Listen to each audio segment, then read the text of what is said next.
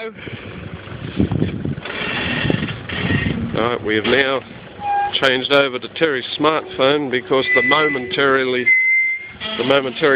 charge because his battery was flat. So now we're on smart technology.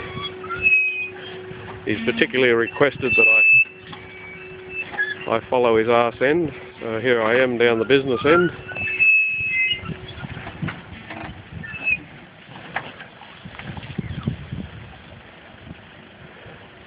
Filming his very graceful descent.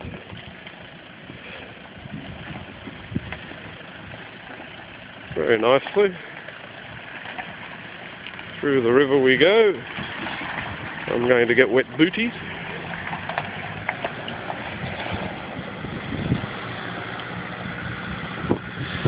There he goes, parking behind a real four-wheel drive. The Prado's up there in front, so everything's good. I'm about to turn this off so you guys can see where I'm stepping. See ya.